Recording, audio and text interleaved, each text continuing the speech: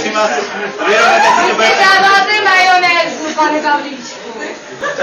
No tak to je opravdu nechutné, no tak... Uvědomujete si, že v naší práci musíte mít všechno absolutní kontrolou, že budete jednat se zákazníky? Nebojte se, mám k tomu dispozici, abych pálil filip. Můžete se naprosto skládat. Já se mluvám, týden, že nejde do Somálsku. Prostě chápete, že v takových situacích člověk musí... Pane Pavlíčku, že nemáte kontrolu ani sám nad sebou, která je na koukám. Byla jste někdy v Somálsku? Ano, protože jsme tam dělali roku.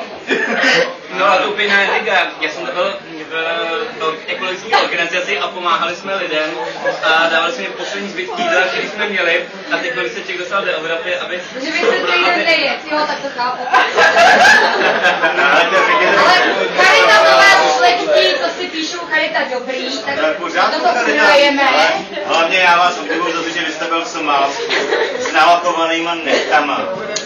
A někoho v Somálsku to jako vůbec... Víte, co ta muslimská země? Ale kam se tování jste si pořídil? I nechci, i to tetování, to je ze Somálska, aby člověk naprosto soucítil s tou komunitou. Ale do určitého kmene. Promiňte, dobře. A byl tam Microsoft, který za to dával příspěvky na Somálsku, když se člověk nechá tetovat a... Dobře, ale promiňte, já dobře chápu, že se teda tady cpete, budíš, ale mezi nohy byste si sát nemusel. A mimochodem, takže mám to z druhé strany. No, jako byl jsem týden v Somálsku, to znamená... Si aspoň otřu ty prsty někdy. No to polízněte, aspoň to je hrozný. Náš pohled na Somálsko je absolutně odlišný.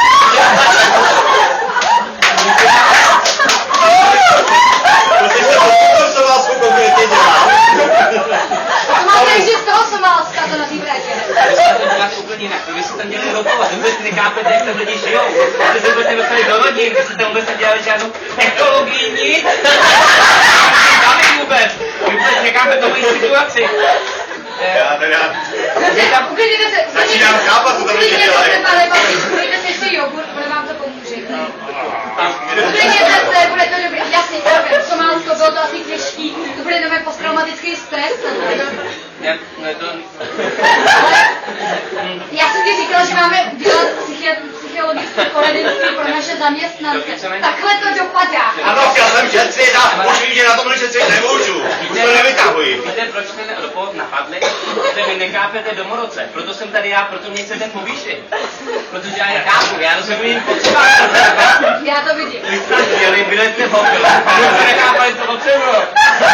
Ale já to úplně chápu, já to vidím. Teď jste mi to předvedl, pane Pavlíčku. Já už úplně přesně, co vy potřebujete. Mě s vámi nesouhlasí, vy to samozřejmě chápete. Ale potřebujete toho konzultace, aby se to dovedlo do té generální. Klid, pane Pavlíčku, to není nutný tohle. Rozhodně vidím, že za firmu jste ochoten udělat pro domorodce cokoliv až do roztrhání těla. No i s váma souhlasím, i s váma. No to je naše strany. Pane Pavlíčku, musíte prostě volít, když nemáte No, to je hrozný tohle. Já vám rozumím, ale... My si vzájemně rozumíme. Ale jsme v luxusní restauraci, pane Pavlíčku, no tak. Já budem trochu budit další ruce, Pojďte se na to podívat, proto jsme mě přijeli. Vy chodíte do luxusní restauraci. Vy chodíte do luxusní restauraci, vy nechápete ten problém, který tam já. Přijeli kvůli pojišťovně, pane Pavlíčku. No, ale já vám My ukážu... potřebujeme někoho, kdo je méně zdatný, abychom vypadali dobře na novinových článcích, víte. Ale to Somálsko je dobrý, my vás víte jak, my vás pošleme někam jinam ještě. Nám prospěch. Mnohem dál, už řekl. Mnohem dál. A na díl. Na díl? Proč na díl? My vám tomu dáme jogurt. My vám tomu dáme jogurt. A já už to nechci. Připravte v Tajsku budujete ropovody. Proč ne tam? Ale Pavlíčku, takhle si za pospíšení nezařídí. Tohle je kučiš. Pane Pavlíčku. Konec.